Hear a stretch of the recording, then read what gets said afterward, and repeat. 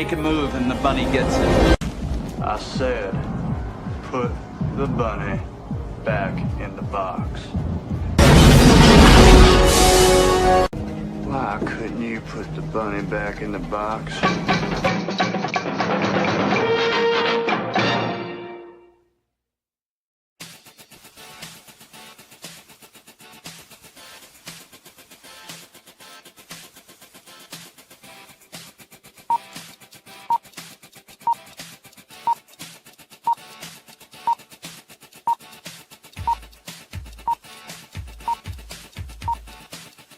It's showtime. Roar. Roar.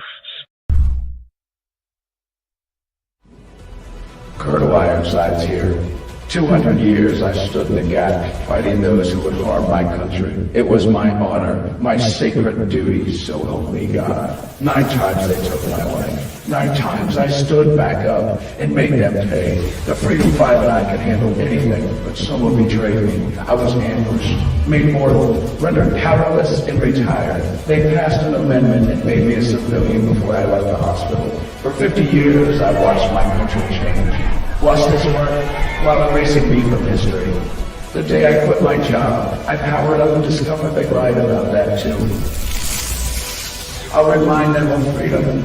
I'll remind them of duty. I'll remind them of their oaths and who they serve. I'll remind them while I'm shoving it down their throats.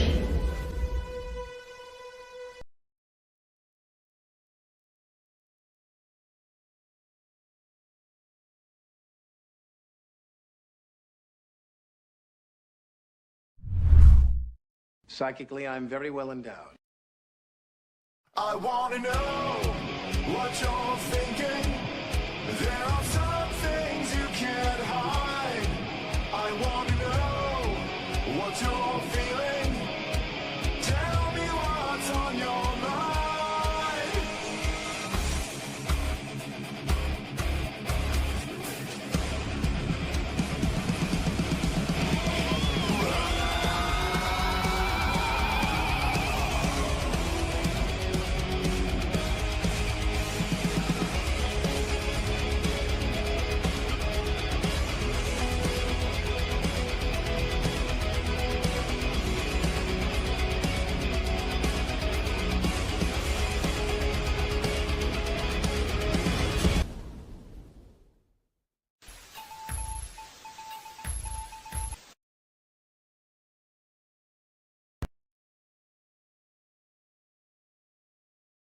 Falling slowly, eyes that know me, and I can't go back. Hey, welcome to the Monday show. Bunny is thinking. Hey, John. See, John's in the chat over there. John's Longbox. Now, there's a reason why I'm covering this show, this particular movie today. Let me go ahead and share that real quick.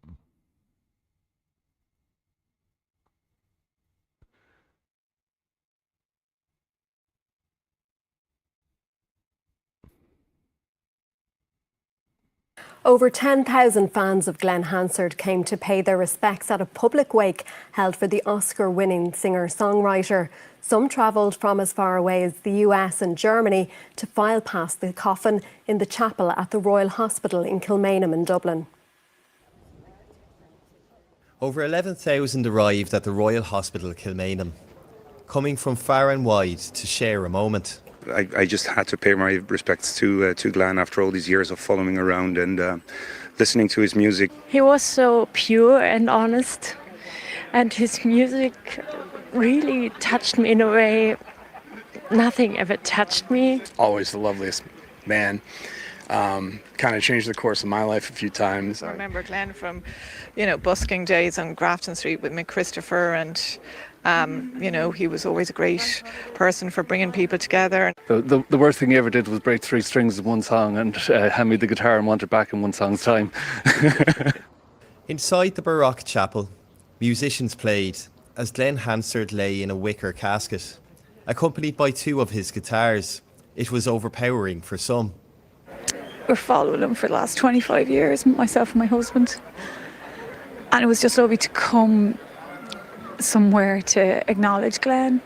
I actually thought it was magnificent. The chapel was beautiful, the way it was all presented with the wildflowers and the church. It was just perfect setting for a send-off for someone so amazing as Glen Hansard.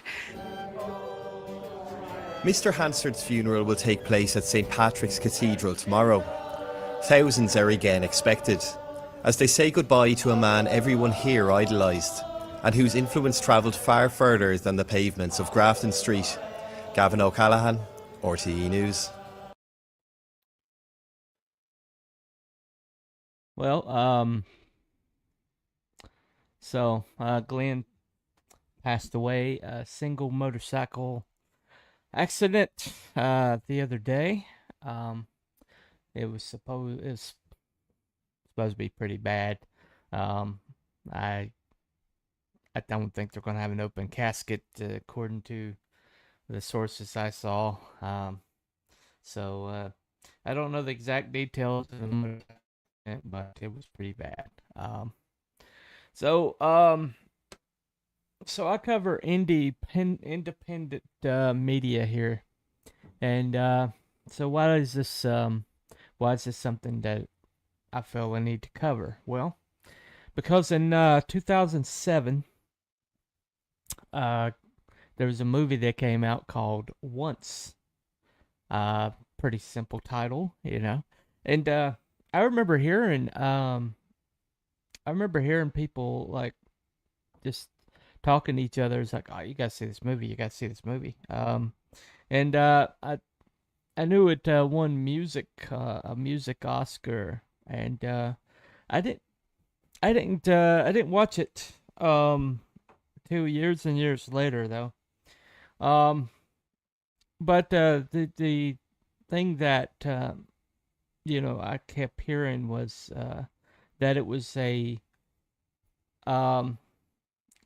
was like a pure simplistic story. It's like a slice of life story. It's like a story that's kind of like down to the studs, and it's almost like it's like storytelling at its bare essence. And I finally got around to watching it. I guess it's about 10 years ago now, and well, I kind of looked back into the history of it, and it's very interesting history in that there's this rich culture in Dublin, Ireland, and surrounding. It's called the busker culture, and just simply street performers who will just like stand on a corner and sing their heart out with their case open, and there's people that make entire careers out of it, and the lead character of this movie, Glen Hansard, was one of those people. And so hold on a second. Hey, Wookie.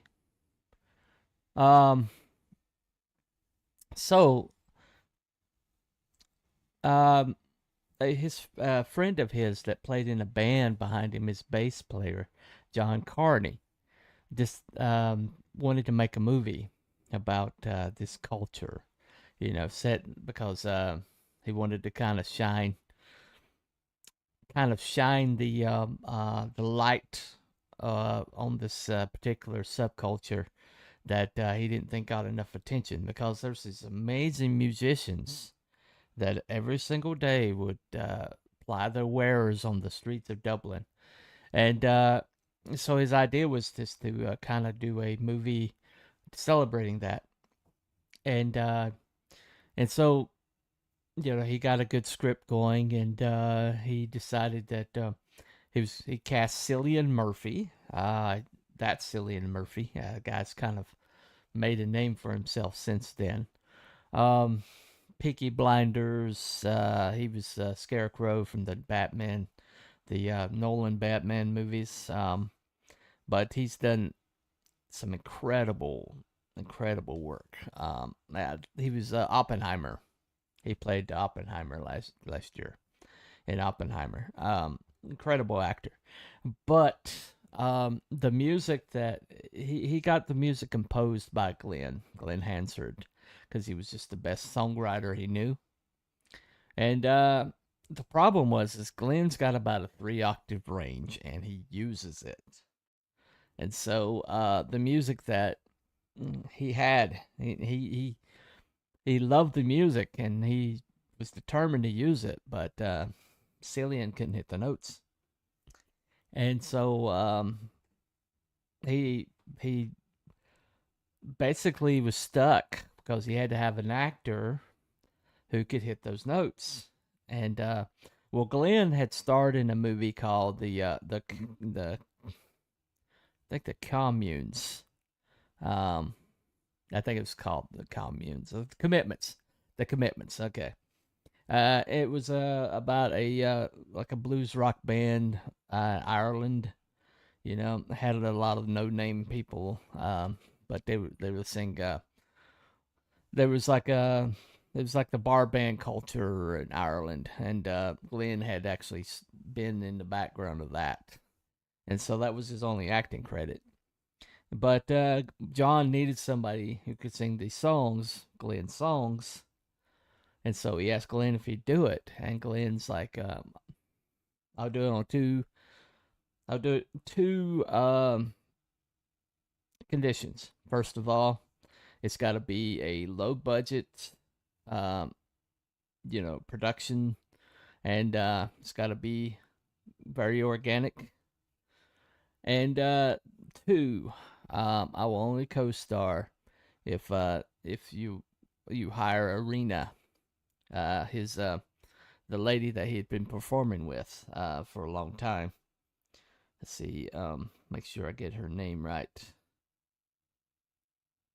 No, it's Margita Erglova is her name. She was from Czechoslovakia. But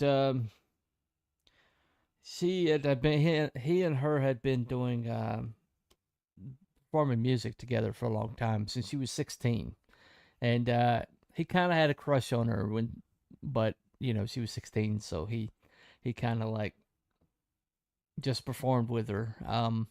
But she had this really luminous presence they had this chemistry, this amazing chemistry. And he told John, he's like, "If you put Margita in this with me, you'll have your movie." And so that's what John did. They only had a see, what was the $150,000 budget. So fraction. I mean, there's independent movies today that have way bigger budgets than that, and that was their budget. And so they go to the streets of Dublin. They used locals. They used they used like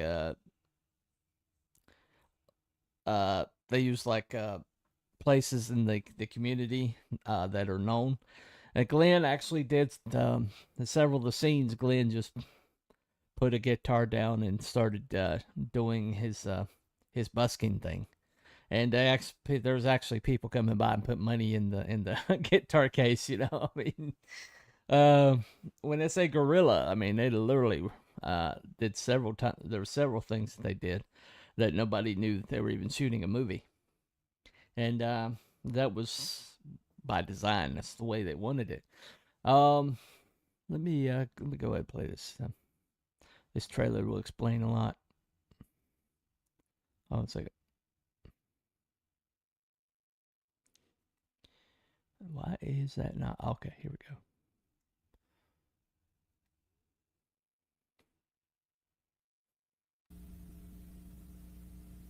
Da da da da da da da da da. I don't know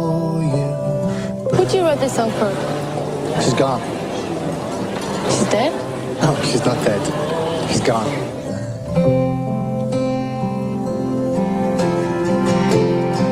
My father used to play in the orchestra back at home. You don't want to go for a walk or something, no?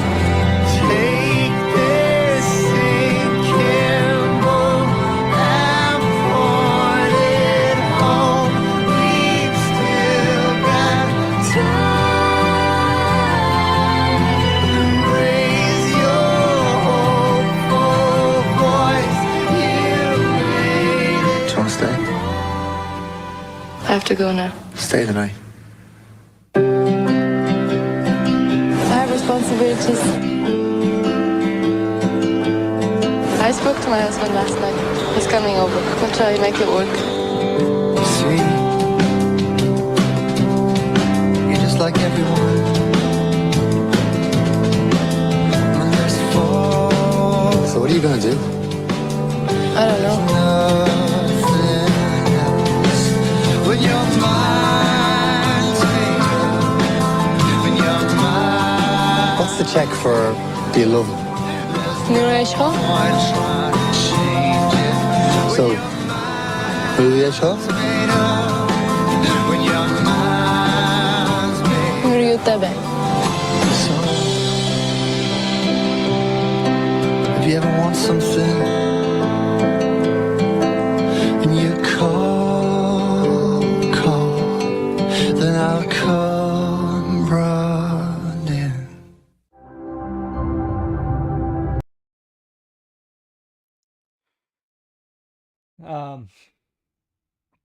Now, I did a poll on the X, and it was like, what was the most iconic music moment the last 50 years for you? And the selections I gave were Falling Slowly from Once, This Purple Rain from Prince, Wayne and Garth in the Car, Bohemian Rhapsody, and Tom Cruise and his undies, you know. And I got Falling Slowly is in the lead, 56%. And because anybody's ever seen it, knows what I'm talking about here. I'm going to try to play this scene. Just I'll try to stop it often enough that that I won't get struck, but I don't make any promises. But the scene is the kind of the heart of the whole movie, and so I'm going to try to do a reaction to it, and we'll see if it lets me. But this is kind of like, this shows the what's beautiful about this film.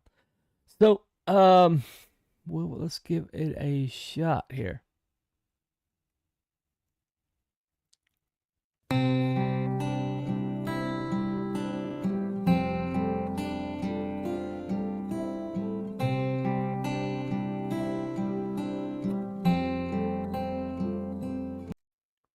Hold on. That's not let me find the scene right quick. I want the actual scene. That's the that's music.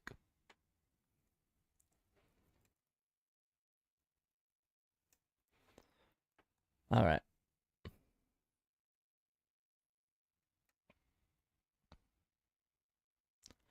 Okay, that's not it either. Hold on. Supposed to, all right, here we go. I found it. All right. Okay, let me set this up. The what's happening is he's busking his heart out. And nobody's paying attention to him really. But this lady shows up, and she starts like talking to him. She's selling flowers on the street, and she kind of like wants to know who the song's about because the song is just like just breaking. He's pouring his heart out, and he's like, well, she's gone, and she's like, what? She's dead? It's like, no, she's she broke up with me, but she finds out that he's fixes vacuum cleaners for a living, so she's like, oh, I got a vacuum cleaner, so she comes back the next day dragging her vacuum cleaner, and she starts asking again, and she's like, oh, my father. She said, well, let's have lunch, And so they were eating lunch, and she's like, oh, I'm a musician too. My father was like in the orchestra or whatever, and I play piano at this local shop.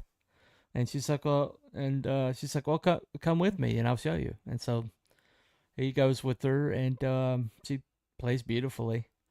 And so she's like, well, let's play one of yours. And he has the music with him. He's kind of reluctant about it, but she talks him into it. And this moment happens. So I'll put it there, yeah. This is in C, yeah. Yeah, I can see that. So it goes da, it goes da da da da da da da da da da da da. Yeah? And then one thing I love about this scene is that if you've ever just picked up instruments with somebody and learned to play something with them, that moment of discovery where you're not sure, what they're capable of, and they're not sure what you're capable of. There's this moment of like, the figuring out the chemistry, and sometimes you'll have it immediately. And these two just have amazing chemistry. One thing I love about Margaret's character, which is in the movie, it's just listed as girl, is she's very cut and dried. She's very like literal, and so for a creative guy like him, it's really beautiful, combination. Very well written. there's a bit in it. Can you do that?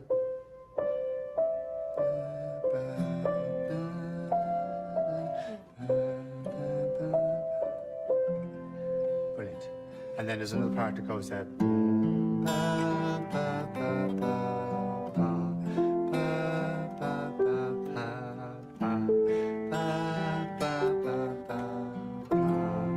You see her figuring it out and real the chorus, time. So you have those two bits, Yeah. and the chorus goes. Da, da, da, da, da, ba, ba, ba, ba, ba, ba, ba, ba,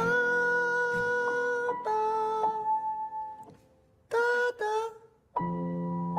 That's it. Perfect. Brilliant. That part right there is why Glen Hansard had to play the part. Not everybody can hit that jump like that. So I'm going to play, let them play it a little bit. I'll have to pause it so I don't get struck, but check this out. So do you want to give a spin? Yes. Okay. 2, 3, 4.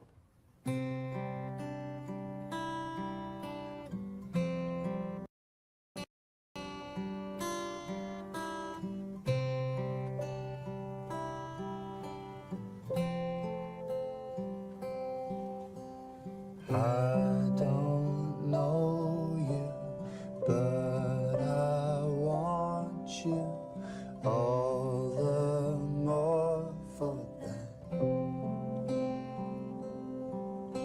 And words fall through me and always fool me, and I can't react. Let me change here. In games that never amount to more than they're meant will play themselves out.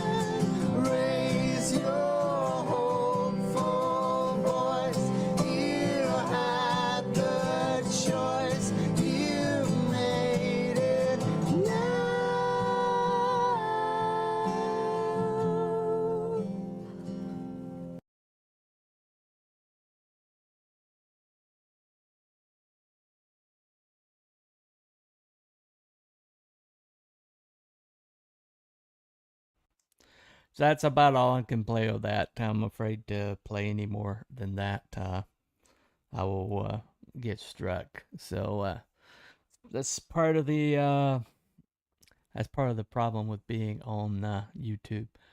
Anyway, what's up, T? As I'll say, just go. Remember, been really moved by sincerity. Yeah, yeah. Well, one thing, there's a couple things about this movie that's just genuine.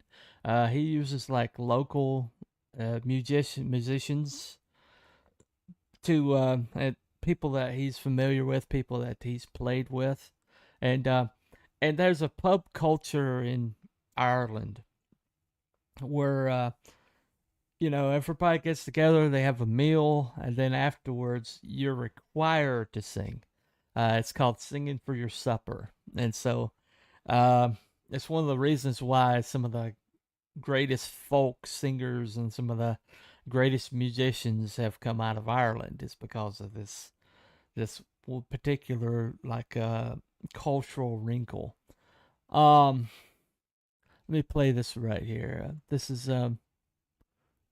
just them sitting around playing, and this is something that they just they were rolling cameras, and this happened. And I love her so, I wouldn't trade her for gold. Walking on moonbeams, I was born with a silver soul. And I'm gonna be free. I'm walking on moonbeams, staring out to sea.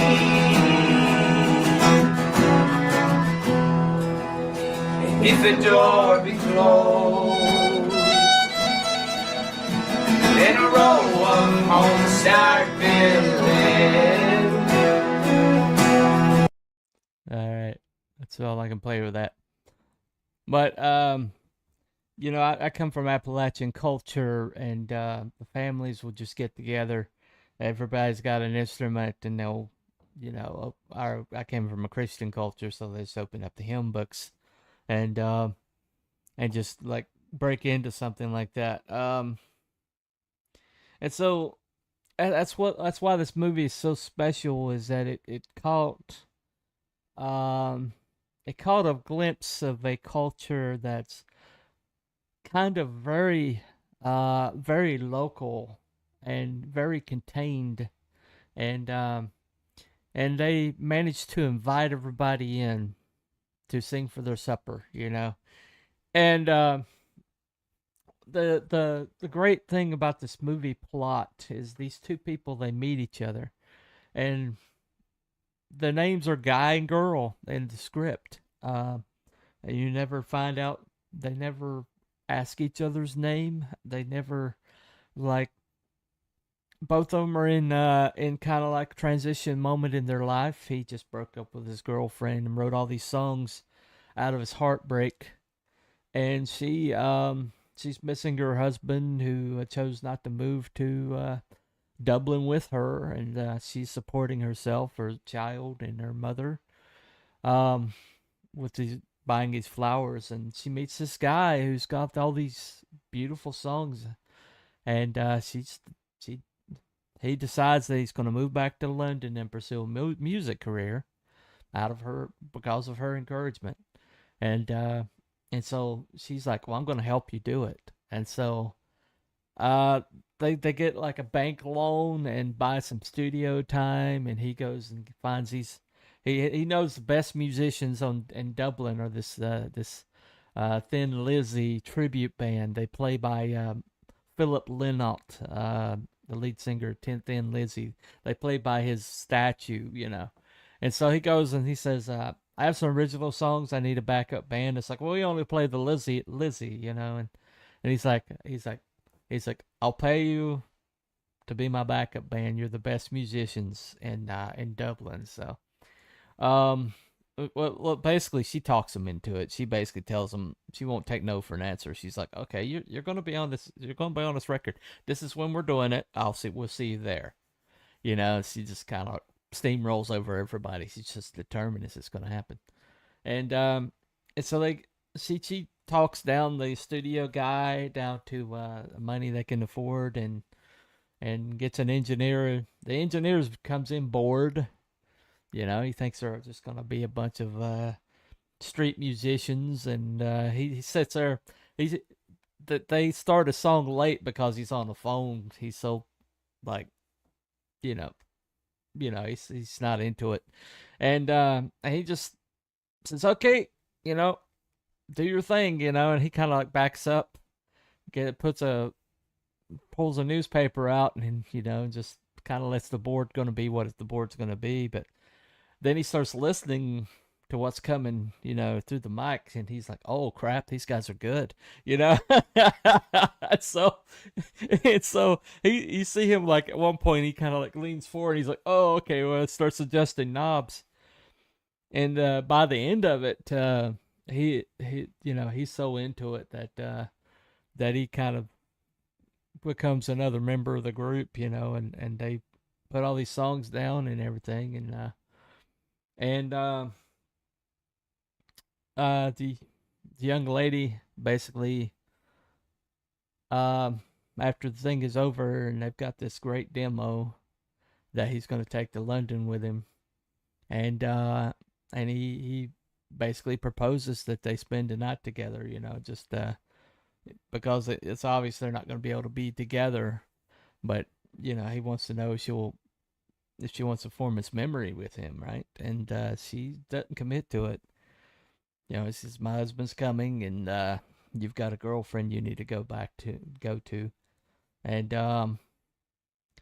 but he makes one last move, you know, he makes one last proposal. And you'll have to watch the movie to find out if she takes him up on it. But what you get is a simple story. Girl meets boy, you know, boy meets girl. But at the same time, there's kind of this doomed quality about their relationship, in that both of them are not available really. And but at that moment in time, they give each other emotional support to make the decisions necessary to move their lives forward. And this is probably a relationship both of them are going to remember the rest of their life, but it's a transitional one, and that's why it's called Once. And the reason why this is important, the reason why it's that if you've never seen it, you need to see it, especially if you're a storyteller, especially if you're independent. Because independent, you don't have the budget. Independent, you don't have the resources. Independent, you just have you, and you have what you can achieve yourself.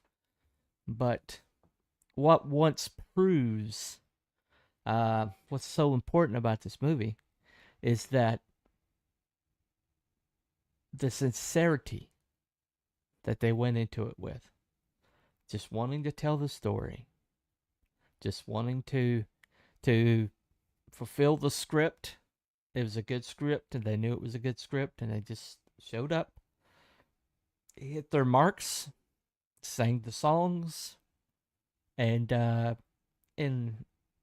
put it in the can. And what you got is a purity of purpose. You got a purity and an organic feel to it. You literally feel like you're a fly on the wall watching these two drifting people find each other just long enough to get both of them back on track. And but the relationship's not going to last, and you know it's not going to last. It's this bittersweetness to it, and that if it was like a typical love story I think Hollywood does all. Hollywood would have forced them together. Hollywood would have demanded that they wind up in bed together, or as boyfriend, girlfriend, or whatever. Hollywood would have demanded it. But fortunately for the movie, this was not made in Hollywood. This was made in Dublin, Ireland, And it was made independently. That's the beauty of independence. You don't have to answer to studio executives. You don't have to answer to producers. You don't have to answer to anybody except your own vision and what you can accomplish and the people that you can bring with you. Once is a perfect example of that. And Glenn and Margita had this chemistry, this beautiful chemistry that just, it glows on the screen. I mean, it absolutely glows. And but at the same time, maybe it's because their relationship at that time, was so unrequited because she was too young. He was in his 30s and she was a teenager, basically. By the time the movie happened, she was 19. But when they met, she was 16. And so Glenn wasn't going to, he wasn't going to mess with her. At 16. And, well, I mean, later on they did date for a while. When they went on when they were touring, kind of like promoting once, they became more than friends for a little while. And then they announced in 2 years later that they realized that just like Girl and Guy and Once, that they were better friends than they would ever be anything more than that. And there's nothing wrong with that. And so, in a lot of ways, Glenn and Margita were guy and girl. In a lot of ways, what you saw on the screen was basically, there's a lot of truth to it. And, but after this movie, John Carney, he went on to made a couple more movies that it had good music in both of them. The next movie, I can't remember the name of it. 1 second. I've seen all of them, but the next one had Mark Ruffalo in it, and so Mark Ruffalo is always going to be a hard sell for me.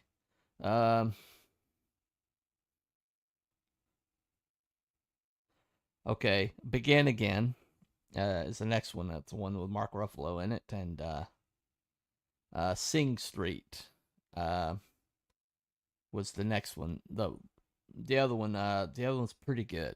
I like that one. It was a bunch of 80s kids getting together and forming a band, also in Dublin, I think. But he has an ear for music in his movies. And Begin Again's pretty good. It has good music. But Mark Ruffalo, I can't recommend anything with Mark Ruffalo in it. I just can't. I'm sorry. I can't divorce him from, the person he is. It is what it is. But the thing about it is if Once is basically this moment in time where a bunch of people got together and just with a good script and the right attitude and went to a place, didn't block off any streets, didn't insist that people bend their lives around this production, and they just blended right into the community. And everything is kind of like everything flows like a slice of life. And Mark Ruffalo, makes Richard Simmons look like Charles Bronson. Wow, that. All right, I'll accept that. I'll accept that. I don't know. He just plays this neurotic thing that just drives me crazy. Even if he wasn't him and didn't run his mouth so much, just this neurotic thing that he does drives me crazy. I can't stand it. Anyway, but the thing that that makes us really special, you know, R.I.P. Glenn. But what makes it really special is the fact that they didn't expect it to do anything. They didn't have any ambitions for it to be a worldwide hit. They just made art. They just made something self-contained and a small niche part of society that if you did a pitch to a major studio, they'd be like, why would anybody care about that? Why? Because people have transitional relationships. People have people who come into their lives just long enough to help them find their feet, and they may just float back out of their life. And those special relationships, you never forget them. You might not ever see that person again, but for that one moment in time, they changed your life. And that's what that movie's about. And that's something that is universal. You know, I was doing prep work for this today, and I started thinking about all the people who kind of came into my life for just a few years, and had such an impact on me. And somehow those relationships are more vitally important to me than some of the relationships that I've had for years that are people local nearby, people I see every day. And there's something about this movie that captured that. And so for that reason, you know, I'm a 6, out of 6 carats. I don't give 6 carats very often. But this is a 6 carat movie for me. Every time I see it, every time it's on somewhere, I watch it. And everybody I've ever recommended it to has thanked me later. Because it's very, very rare do you find something this pure.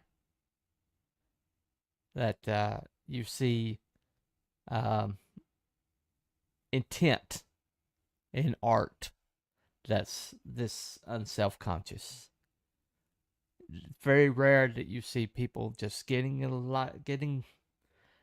something together and just telling a guy meets a girl story with no pretenses, with no adornment, except for this amazing music. And it's just a slice of life in a moment in time. And you're on fly on the wall. And we've kind of lost that in our culture. I think we're getting it back a little bit. I think Backrooms and Obsession, and Iron Lung earlier. All these are done by YouTubers that made bank, made really, really nice paychecks for the creators. And hopefully that's going to encourage the major studios to back off the budgets, to find people with stories to tell, with good scripts, and encourage this. Bring us back into our culture, bring this kind of art, this independent spirit, this purity of purpose, this absolute art for the sake of art. If no one sees it, no one sees it. But I want to make this. Funny thing about that, when you have that attitude, if nobody sees it, I'm still going to make it for me. If nobody sees it, I'm going to put it into the world because it needs to be in the world, if for no other reason. That's what I'm the person to bring it, and I'm going to bring it into fruition. I'm going to bring it into the world. I'm going to birth it into this world. And when art is made for that reason only, and it's good enough, it will resonate. And we're seeing it over and over right now. When somebody does something for the sake of its own sake, not for the sake of being wealthy, not for the sake of being popular, not for the sake of 1,000 people seeing it, but because it's important that this exists in this world. And it's important that projects like this exist. Now, Glenn, is going to be missed by the people who knew him. He's going to be missed by Ireland. He was a native son and beloved. But if the only thing he ever did in his life was this movie, then well done. Then absolutely well done. There's also a musical that's been very successful using this script and using some of the songs, most of the songs, and it's touching people just as much as the movie did, because it's just that it's good songs, it's a good script, it's a good concept, and if you find the right leads, it'll work every time. But when we talk about the independent spirit, and we talk about that a lot on this channel, the bottom line is that's how we move forward. People are like worried because of pop culture going off the rails, because it's gotten so bad. The writing's bad, the acting's bad, everything's bad about it. And we're like, well, this has been destroyed. We're losing all of our stories. We're losing, I think the cultural Marxists have done a lot of the damage deliberately. But as long as we've got the ability to get together with each other and write a story, maybe something as simple as a guy meets a girl, and go to a location, and we've got better cameras on our phones than a lot of people had when they made Rocky. And Rocky was very much like Once. That movie's coming out later on, how they made Rocky. I'm going to see that one. But when some people just get together with a perfect story to tell, and just tell the story and with as much purity as possible, and just for the enjoyment of making art, that's how we're going to get forward, and that's how the society moves forward. That's how we're going to get our news stories. That's how we're going to get our new tales to tell. That's how we're going to get the kind of quality that we used to get routinely, that now shines like a light in the darkness. That's how we get back to there, is things like Once. People getting together, telling a story.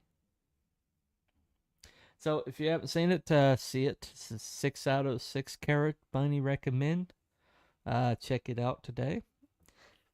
If nothing else, listen to the music, or if nothing else, that scene that I played as much as I could of. Just watch that scene. That scene is just special. It's amazing. Maybe one of the best music scenes in cinema history. It's the chemistry, the beauty of it, the simplicity of it.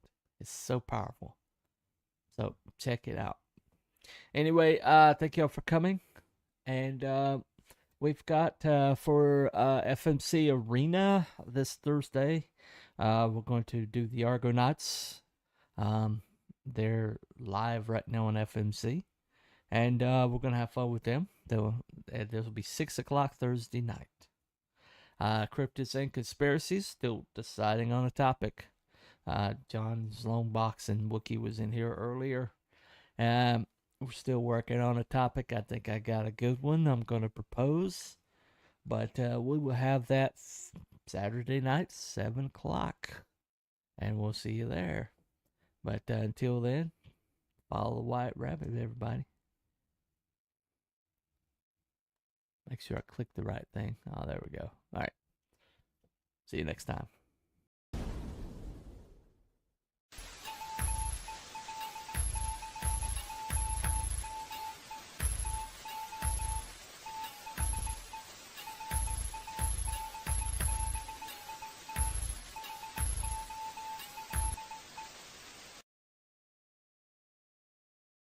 Thank you.